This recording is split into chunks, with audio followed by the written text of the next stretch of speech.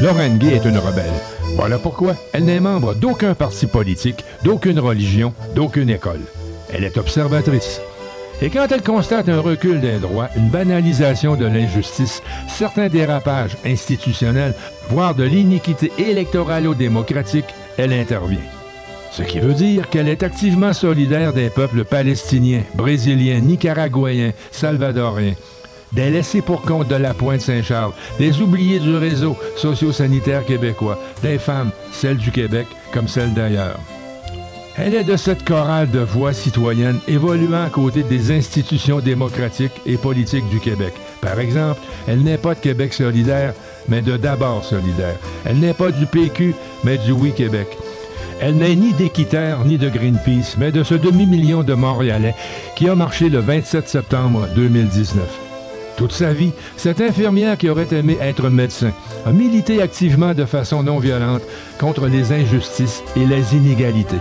Elle l'a fait comme chrétienne progressiste, marxiste non radicale et depuis belle lurette comme femme de progrès, en pleine possession de sa liberté, qui a beaucoup lu, écouté, réfléchi et essayé. Donc, comme une femme de sagesse qui a beaucoup à dire.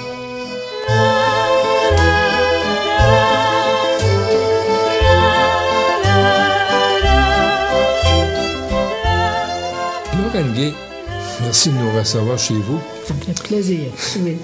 À nous surtout. Et en regardant votre CV, vous apparaissez comme ayant été associé à peu près à toutes les choses importantes qui se sont passées au Québec depuis les années 60, mais du côté progrès, du côté réaction des gens et tout ça. Expliquez-moi ça. Comment ça, c'est devenu possible? Écoute, je suis née à Verdun, mais mes grands-parents, moi, étaient de Pointe-Saint-Charles. Donc, dans le sud-ouest de Montréal. Et à l'époque, déménager à Verdun, c'était comme une espèce d'ascension sociale, hein? Pointe-Saint-Charles restant le quartier défavorisé. J'étais très vite impliquée, jeune, à l'école, même au primaire, si on veut, dans les mouvements qui existaient à l'époque, mais c'était des mouvements chrétiens, là, catholiques, hein? Mais restait une curiosité terrible, je dirais, pour le monde, pour tout ce qui se passait au monde, parce que j'étais dans un milieu qui était aimant, un père, une mère, une frère, deux sœurs, une grand-mère qui restait avec nous autres. On restait dans un petit logement à Verdun, au 2e étage. Tous les petits propriétaires en bas étaient anglophones et les locataires au 2e et 3e étage étaient des francophones, etc. Donc, j'avais Vos parents aussi... faisaient quoi, votre père? Mon père était commis voyageur. Oh. Commis voyageur chez Grover Mills, qui est devenu tricophile par la suite. Hein, à un moment donné. Oui, les Grover à Saint-Jérôme. À Saint-Jérôme, c'est ça. Mon père était aussi antisyndicaliste. Alors, moi, dès que j'ai eu une petite conscience sociale, j'ai commencé à m'astiner avec lui un peu, beaucoup, n'est-ce pas? Parce que je trouvais qu'il se faisait exploiter. D'ailleurs, quand il a travaillé là une quarantaine d'années, si ma mémoire est bonne, et il est parti avec une montre plaquée or, là, pas plus que ça, là. Et comme c'était un commis voyageur, il vendait de la guenille, il appelait ça de la guenille, là, donc des sous-vêtements, des long johns, tu sais, là, avec une palette en arrière, des grands caleçons, bon, etc. Il vendait ça dans les commerces à Verdun et aux alentours de Montréal aussi, si ma mémoire est bonne. Donc, quand il vendait, il était payé. Quand il n'en vendait pas, les revenus étaient à géométrie variable aussi. L'autre affaire qui explique, je pense, mon touche-à-tout, là, c'est qu'il n'y avait pas de livres chez nous. Hein? Mon père achetait La Patrie tous les samedis, qui est l'équivalent du Journal de Montréal, peut-être aujourd'hui, là. Ça, on faisait les mots croisés, puis on lisait ça. Je me souviens d'avoir lu ça. Des comiques. Des comiques, les petits... Philomène. Exactement. C'était un vrai bonheur quand ça arrivait dans la maison. Mais il n'y avait pas de livre. Et quand j'ai commencé fin du primaire, début du secondaire, moi, j'adorais lire. Je voulais apprendre et je lui avais demandé, je me souviens encore, d'acheter l'encyclopédie de la jeunesse parce qu'il y avait des peddlers, qui passaient aux portes et qui vendaient des vêtements, mais aussi de l'encyclopédie. Alors, mon père, finalement, je l'avais tellement achalé qu'il m'avait dit, bon, OK, t'en prends un, mais juste une lettre. donc, je n'avais pris une, je me souviens plus laquelle, puis je pense que je l'avais lu au complet, j'avais appris ça par cœur. Alors, je pense que d'avoir vécu dans un milieu relativement fermé, j'avais l'impression de manquer quelque chose que j'ai retrouvé dans le refus global, ces petits peuples serrés de près aux soutanes, tenus à l'écart des grands courants de l'histoire, quand ce n'est pas dans l'ignorance crasse ou quelque chose comme ça. Là, je l'avais déjà appris par cœur, je m'en souviens plus, mais j'avais retrouvé ce sentiment-là qu'on avait été protégés, enfermés, tenus à l'écart des grands courants de la société. Et donc, j'ai nourri une espèce de soif importante d'en connaître le plus possible et de m'impliquer le plus possible aussi. Puis c'est en s'impliquant qu'on apprend aussi. On n'apprend pas juste dans les livres, mais on apprend en y étant. Alors, je pense que ça me vient de là aussi, là, cette aspiration-là à être vraiment partie prenante du monde dans lequel on est. Ma mère, qui était une femme généreuse, bonne et intelligente, n'était allée à l'école que les 3 premières années du primaire. Elle savait écrire un peu, compter, etc., mais elle n'avait pas pu continuer parce qu'elle a dû prendre soin de ses frères et sœurs parce que sa mère était toujours malade et elle s'en est occupée d'ailleurs jusqu'à ce que ma grand-mère meure. Donc, elle me disait toujours, bon, moi, dès que j'avais un petit peu d'argent, je m'achetais un livre, ou ben non, j'essayais d'avoir des sous pour ça. Puis elle me disait toujours, ben c'est ça, tu t'habilleras avec tes livres, en voulant j'ai fini mon secondaire sur la rive sud parce que nous étions déménagés. À l'époque, mon père avait pu bénéficier de ce qu'on appelait le prêt agricole, qui a permis à des petites familles de la classe moyenne basse de s'acheter une maison. Alors, on est parti de Verdun et ils ont acheté un petit bungalow à Montréal-Sud. Ça s'appelait Montréal-Sud à l'époque. C'était tout près de Ville-Jean-Cartier. C'est là où Pierre Vallière a écrit « Nègre blanc d'Amérique ». C'était pas encore pavé au début, mais il y avait ces petits bungalows-là qui coûtaient à peu près, je sais pas, 25 000 $, mais pour l'époque, là, c'était énorme. Puis ils ont payé ça toute leur vie. Ça m'a quand même permis d'aller à l'école, finir mon début de secondaire et d'aller au pensionnat de Jésus-Marie qui était à Longueuil comme externe pour faire les 4 premières années du cours classique. J'ai gagné une bourse de la Société Saint-Jean-Baptiste pour une composition. La Société Saint-Jean-Baptiste proposait aux écoles des compositions, puis j'ai gagné, c'est ça. Et le prix, c'était l'inscription gratuite aux 4 premières années du cours classique. Ben, c'était quelque chose. C'était énorme, parce que moi, je ne serais jamais allée là. Mes parents n'avaient pas les moyens de... Mes parents n'avaient pas... On n'a jamais rien manqué dans la vie. Là. On n'a pas manqué de nourriture, de vêtements, mais c'était limité, mettons. Ces 2 sœurs à mon père étaient religieuses. Et on allait les visiter tous les dimanches. Là, les sœurs disaient toujours à mon père, ben, faudrait que tu la fasses étudier. Roland, mon père s'appelait Roland, parce que Lorraine est intelligente, elle aime ça étudier, donc il faudrait pousser ça un peu. Alors, c'est là qu'est né mon désir d'être médecin, mais j'ai vite compris que mes parents n'avaient pas les moyens financiers d'envoyer une fille en médecine. J'allais plutôt à l'école normale, où les frais étaient moins élevés. Mais j'ai jamais voulu enseigner de ma vie, là, mais je suis allée à l'école normale parce que c'était à côté de chez nous, c'était à Saint-Lambert, à l'école de la Lise du Rocher. Donc, vous aviez un brevet d'enseignement? J'ai eu un brevet d'enseignement finalement, mais je n'ai jamais enseigné. Je vous raconterai ça aussi, mais... C'est un gaspille. Oui, gaspille.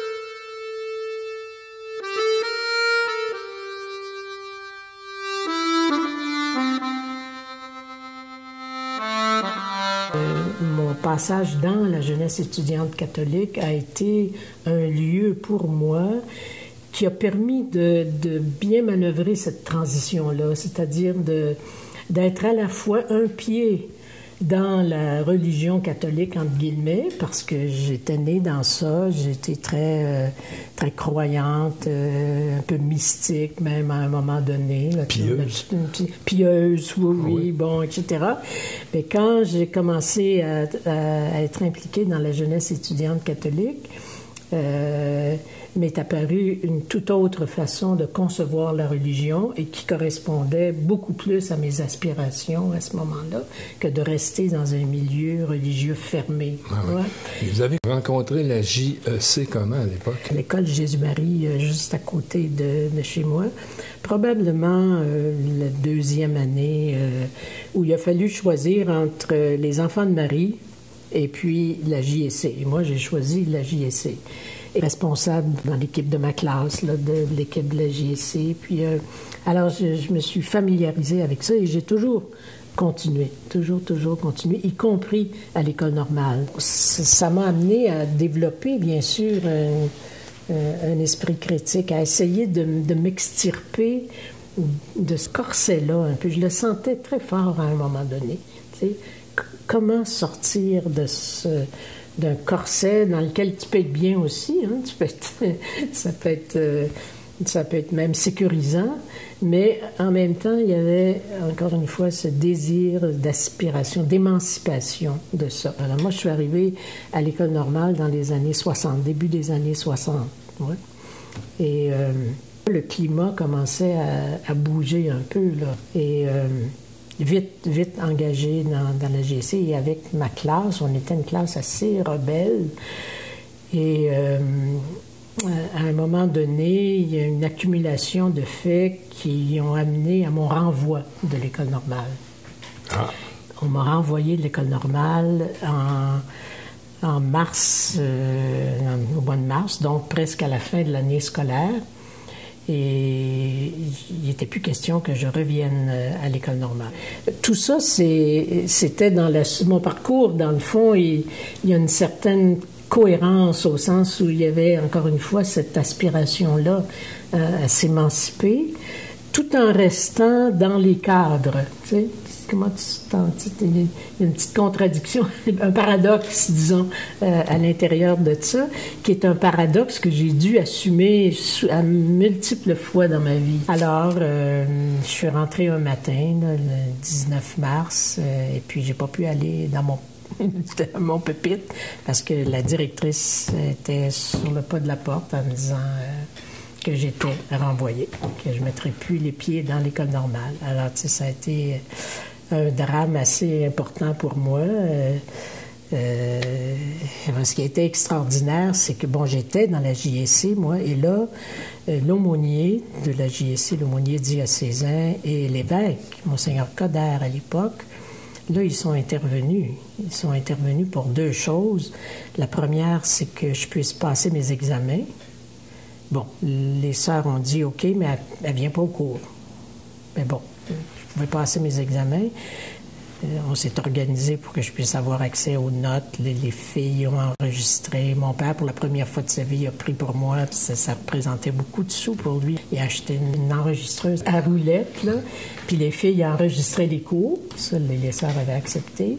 Et puis, ben moi, je réécoutais ça. Puis je prenais des notes. Puis les filles venaient les fins de semaine. Puis on faisait... Fait que j'ai pu passer mes examens. Puis je suis très bien arrivée.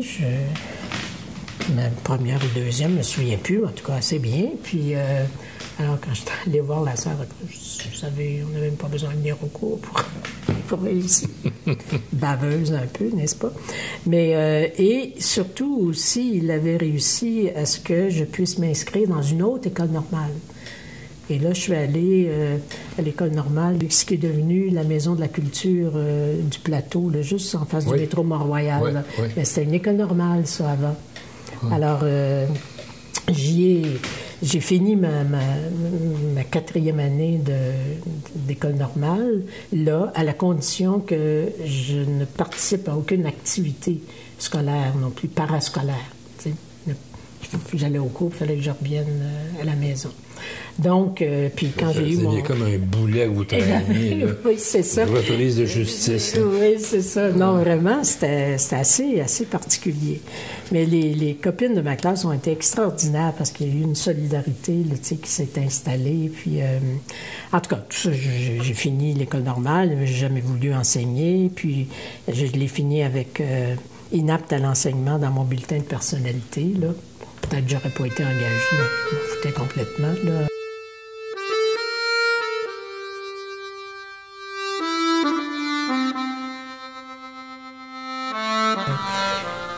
Et tout de suite après ça, moi, j'ai été engagée, par ailleurs, à la jeunesse étudiante catholique au secrétariat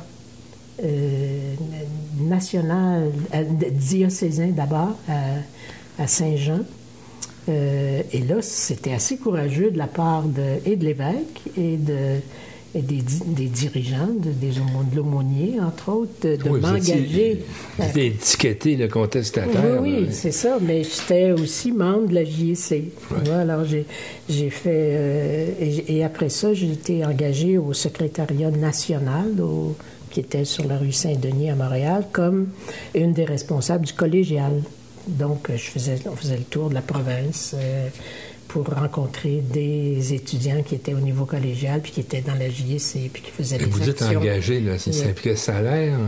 Oui, j'étais payée à ce moment-là. Okay, vous n'étiez pas élu, là? Non. J'avais été engagée carrément. C'était l'époque, il ne faut jamais oublier que la JEC a quand même été à l'origine du syndicalisme étudiant et du journalisme étudiant aussi. Entre autres. Donc, il y avait beaucoup d'activités qui tournaient autour de ça. Comment organiser le mouvement étudiant. Les écoles, les collèges, etc. Il y a un rôle important que la JEC a joué dans ça. Après ça, ça s'est estompé parce que les associations étudiantes sont nées, puis elles ont, de façon très autonome et même anti-religieux, la JEC a été... très secondarisé dans les générations qui ont suivi. Mais il y avait eu cette impulsion-là qui avait été donnée et qui est quand même demeurée pendant longtemps. Et le journalisme étudiant, ça existe encore. Puis le syndicalisme étudiant, ça existe encore. Donc, c'était assez passionnant de contribuer à ça. Et là, il se passe quelque chose. C'est que vous partez pour la France. Oui, j'avais commencé à avoir un copain, puis on parlait de se marier, puis bon, etc. On était tous les deux dans la JEC et il y a eu, en 1967, à Montréal, un congrès international de la JEC qui a été très important parce que ça portait sur le mal-développement du monde, le sous-développement. D'où vient que le sous-développement, ça existe, ça? C'est pas une donnée... surnaturel, là, l'échange inégal. Et là, il y a des conférenciers, des économistes qui étaient venus nous parler, nous expliquer ça. Il n'y a pas, pour reprendre un slogan, il n'y a pas un monde développé et un monde sous-développé. Il y a juste un seul monde mal développé. Et là, moi, ça a été aussi ça, une espèce de saut qualitatif pour une conscience politique plus grande. Parce que aussi, les étudiants qui étaient là, qui venaient à cette rencontre internationale-là, mais il y en a qui venaient du Chili, C'était juste avant l'époque d'Allende, mais les étudiants sentaient très bien ce qui était en 68, 69. Donc, 73 était proche. Allende construisait son mouvement. Eux autres étaient beaucoup plus proches que ça, que le responsable, que pour le Parti social-démocrate, qui trouvait, eux, infiniment faible et puis pas capable de résister à l'armée, puis etc. Il y avait des militants brésiliens qui étaient déjà dans la clandestinité parce que c'était une dictature au Brésil à l'époque. Oui. Il y en a qui participaient au Tupamaros, qui était en Uruguay à l'époque. Donc, et ainsi de suite. Et puis en Europe, la même chose. Donc, on était entouré d'étudiants qui avaient une conscience politique très forte, alliés à leur engagement chrétien. C'est très, très, très lié, pas de contradiction en ça, pas de paradoxe. Ça allait ensemble. Et, il y avait Camilo Torres là, en Colombie à cette époque-là, les mouvements forts de la théologie de la libération. Ça commençait la théologie de la libération. Et je me souviens encore parce qu'on discutait jour et nuit. Là. Puis là, moi, ça a été comme une espèce de renversement. Pour moi, je ne remettais pas en cause le capitalisme, même à travers la JEC, là, puis tout ça. On vivait dans un système capitaliste. Ça allait de soi, il fallait juste qu'il soit plus juste. T'sais. Donc, le courant de la social-démocratie, finalement, civiliser le capitalisme. Mais ça ne nous était jamais venu à l'esprit, en tout cas, de critiquer ça de façon frontale. Là. Et à cette rencontre-là, ça critiquait fort le capitalisme, l'impérialisme, etc. Et moi, ça a été comme une espèce d'éveil là, très douloureux aussi, de renoncer à une vision du monde qui avait toujours été la mienne, hein, et qui renversait les perspectives complètement. Et mon copain, Pierre, a été élu secrétaire général de la GEC internationale. Ça voulait dire aller à Paris pour 4 ans. Il avait été élu pour 4 ans. Ça se remplaçait, là. Et on est arrivé à Paris en novembre 68. Donc, tout de suite après mai 68. C'était formidable. Cours, camarade, le vieux monde est derrière toi. Toutes sortes de slogans qui étaient encore sur les murs. Et on participait aux manifestations contre la guerre au Vietnam. Puis le CRS était autrement moins gentil que notre police ici à Montréal. Donc, des expériences. Et comme au secrétariat de la GEC internationale, c'était aussi là un ramassis, je dirais, de gens archi-progressistes, des étudiants radicaux. Il y avait des anarchistes espagnols qui étaient là. Il y avait Paco, qui était un Chilien, dont Pierre prenait le relais. J'avais entrepris des études de médecine, de la propédeutique en médecine. J'en avais profité parce que en France, tu pouvais venir d'un univers littéraire ou peu importe, là, pas scientifique si on veut, et tu faisais 2 années de propédeutique et tu pouvais entrer en médecine. Alors je m'étais dit, je vais en profiter pour... parce que c'est Pierre qui travaillait, moi j'avais pas de revenus, là. On vivait avec presque rien, puis plus de rien que de plus, si on veut. Mais c'était extraordinaire, comme c'est la première fois de ma vie que je sortais du Québec. Alors puis on avait un statut d'étudiant, donc les restaurants universitaires, ça coûtait presque rien, les cinémas, le théâtre, puis on passait nos journées, nos soirées à la Mutualité qui recevait des révolutionnaires de partout à travers le monde, venaient parler. Puis, et moi, j'avais eu une des tâches, une des responsabilités qui était de faire une enquête auprès des militants brésiliens, justement, qui étaient des réfugiés à Paris, en France, réfugiés de la torture et puis des mauvais traitements par les militaires brésiliens au pouvoir qui sont revenus, là. Hein? Celui qui est au pouvoir à l'heure actuelle, il vient de l'armée brésilienne, hein? C'est pas une petite armée, hein? C'est un lourd héritage de dictature, de torture, etc. Et alors, j'avais fait une enquête auprès de ces militants-là. On avait interviewé une vingtaine facilement qui avaient raconté leur parcours d'étudiants chrétiens engagés, membres de la JEC, de tout ce qu'ils avaient enduré. Là, hein. Alors, les évêques brésiliens ont appuyé la dictature là, pendant très longtemps, là, sauf quelques-uns qui étaient des évêques rebelles là, et qui ont payé cher aussi. Alors, je m'apercevais aussi que l'engagement pour des enjeux sociaux, pas juste pour défendre l'Église, là, tu sais, bon, mais pour des enjeux sociaux, il y avait un prix aussi à payer pour ça, puis un prix très élevé dans certains cas. Il y en a qui ont donné leur vie, Hein? Il y en a qui ont été torturés, puis qui en sont restés marqués pour le restant de leur vie aussi. Alors, toute cette influence-là a fait en sorte que dans ma petite tête, ça a commencé à tourner beaucoup, beaucoup. Et ça m'a donné le goût de continuer dans cette veine-là. Et quand je suis revenu, on a fait un... Mais pourquoi vous revenez? Pierre avait un contrat pour 4 ans. Oui. Et on ne pouvait pas rester en France. Non, il fallait revenir, il fallait qu'on... Puis on voulait des enfants aussi, donc ce qu'on n'a pas fait pendant qu'on était là-bas, parce que les conditions étaient vraiment précaires d'une certaine façon. Je voulais beaucoup rester dans Pointe-Saint-Charles, dans le quartier qui était de mes grands-parents, mais dans le sud-ouest de Montréal. Puis j'avais vu qu'il y avait des postes d'organisateurs, organisatrices communautaires à la clinique communautaire de Pointe-Saint-Charles, parce que moi, bizarrement, hein, dans tout le mouvement de mai 68, j'avais été très attirée par la contestation du système médical par les 68 heures, si on veut, et tous les professionnels qui avaient remis en question des immenses pans là, de la vérité scientifique, des systèmes de santé aussi, du rôle surévalué des professionnels de la santé, des médecins, entre autres, etc., au profit d'une vision beaucoup plus participative.